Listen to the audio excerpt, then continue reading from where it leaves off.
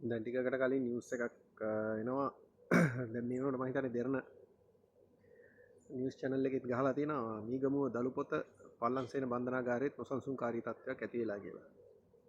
ඊයේ රෑ කුරුවිට බන්ධනාගාරේ වලියක් ගියා. අද උදේ දෙන්නෙක් මැරිලා. තව 15ක් විතර රත්නපුර රෝහලට ඇතුළත් කරලා තියෙනවා. ඒ වගේම ඊයේ රෑ නවමැගසින් බන්ධනාගාරයේත් ගැටුමක් ඇති වුණා. දැන් මේක අපිට පේනවා එක්තරා ආකාරයකට ක්‍රමානුකූලව රැල්ලක් විදිහට පැතිරීගෙන යනවා ලංකාවේ බන්ධනාගාර පුරාවටම. මීගමුව බන්ධනාගාරයේ ගැටුම ඇති වෙනකොට ඇත්තටම ලංකාවේ බන්ධනාගාරවල ප්‍රශ්නයක් තියෙනවා. තදබදයක් තියෙනවා.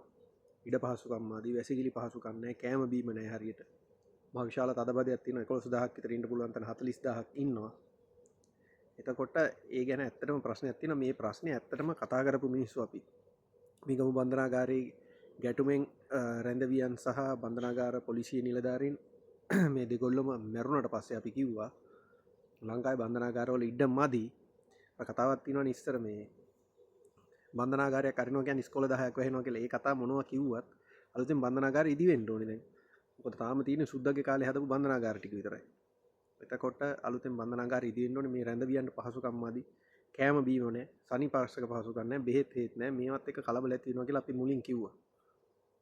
ඊට පස්සේ එතනින් මහර බන්ධනාගාරයට මේ ගැටුම පැතිරුණා. මහර බන්ධනාගාරයේ තත්ත්වය සමනය කරගත්තා. හැබැයි විශාල විනාශයක් බන්ධනාගාරය ඇතුළේ වෙලා තිබ්බා.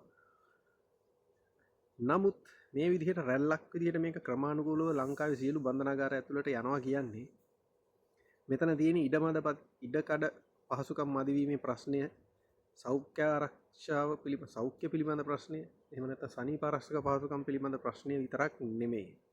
මේක ඇතුළේ වෙන කුමන්ත්‍රණ න්‍යායක් ක්‍රියාත්මක වෙනවා කියලා අපිට දැන් පැහැදිලිව පේනවා. මිනිස්සු බැලුවොත් ඒ කියන්නේ ලංකාවේ බන්ධනාගාරවල ගැටුම් ඇති වුණේ අද ඊයේක නෙමෙයි. 1983 වැලිකඩ කොලාහලෙන් 50ක් විතර සිරකරුවෝ මැරුණා.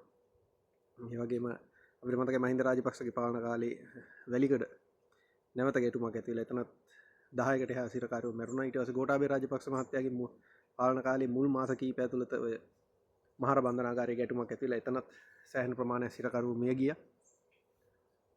එතකොට බන්ධනාගාරවල ගැටුම් කියන්නේ අද ඊයක වෙච්ච දෙයක් නෙමෙයි. ලංකාවට ඒ ගැන සම්බන්ධ ඉතිහාසයක් තියෙනවා. නමුත් මේ විදිහට රැල්ලක් වගේ එක දිගට සතිපතා දිනපතා මේ විදිහට එකින් එකට ගැටුම් පැතිරී යනවා කියන්නේ මෙතන තියෙන්නේ මේ ඉඩකඩ මදිවීමේ ප්‍රශ්නේ සහ සනීප ආරක්ෂාව පිළිබඳ ප්‍රශ්නයක් විතරක් නෙමෙයි. අර කිව්වා වගේ ජාතික ආරක්ෂාව පිළිබඳ ප්‍රශ්නයක් තියෙනවා. මෙතන ඇතුළේ කුමන්ත්‍රණයක් අනිවාර්යයෙන්ම ක්‍රියාත්මකයි.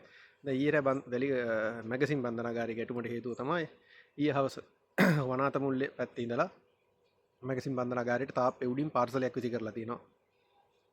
ඊට පස්සේ මේ පාර්සලය නිලධාරීන් අතරපත් වුණාට පස්සේ නිලධාරීන් මේක තමන්ගේ භාරයට ගත්තට පස්සේ තමයි සිරකරුවෝ පිරිසක් ඒ සම්බන්ධව ගැටුමක් හදාගෙන 40ක විතර පිරිසක් මැදිහත් වෙලා බන්ධනාගාර නිලධාරීන් එක්ක මේ ගැටුමක් හදාගෙන මේ පාර්සලේ සම්බන්ධව අවසානයේදී බන්ධනාගාරය ඇතුලේ දේපල වලට හානි කරන්නේ. එතකොට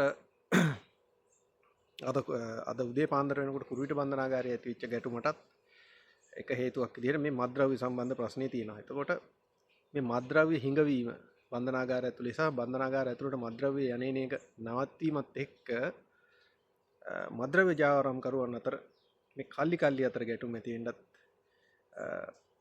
මේ සිදුවීම බලපාලා තියෙනවා. සහ මේවා නවත්වීමත් එක්කම මේ මත්ද්‍රව්‍ය ජාවාරම් කරුවන් සහ මේකට ඇබ්බැහි වූ පිරිසගේ වෛරයට නිලධාරීන් පාත්‍ර වීමේ ගති ස්වභාවිකුත් අපිට පේන්න තියෙනවා. සහ මේක ඇතුලේ තව ඊට වඩා අපි නොදකින කුමන්ත්‍රණයක් වුණා තියෙන්න පුළුවන්. ඉතින් ආණ්ඩුවට වගකීමක් තියෙනවා මේක දකුණු පළාතට පැතිරෙන්න කලින්. දකුණු පළාතේ කිසිම බන්ධනාගාරයකට තාම මේක ඇවිල්ලා නැහැ. නමුත් දකුණු පළාතේ බන්ධනාගාරයකට ආවොත් තත්ත්වෙ මීට වඩා භයානක වෙන්න පුළුවන්. මොකද දකුණු පළාතේ මත්ද්‍රව්‍ය සම්බන්ධව ක්‍රියාකාරකම් වැඩි. ලංකාවේ අනිත් පළාත් වලට වඩා මේ දකුණු පළාතේ බන්ධනාගාරය ඇතුලේ. හැබැයි ඉතින් අපි එක දෙයක් කියන්න ඕනේ. එකම දේ විටින් විට හැමතිස්සෙම ළඟ නැවත නැවතත් සිද්ධ වෙනවා කියන්නේ ඒ දේ විහිළුවක් වෙනවා. දැන් මුලින් මීදුගම බන්ධනාගාරයේ ගැටුම වෙනකොට සමාජය ගැන අවධානය යොමු කරා. ඒ ගැන කම්පා වුණා. මහර සම්බන්ධවත් එහෙමයි. හැබැයි දැන් දිගින් දිගටම දැන් මීගම පල්ලන්සේනට ඇවිල්ලා කුරුවිටට ඇවිල්ලා වැලිකඩට ගිහිල්ලා තව බන්ධනාගාරවල මේක පැතිරෙන්න ගත්තට පස්සේ මිනිස්සු මේක ගැන තියෙන අවධානය අඩු කරනවා.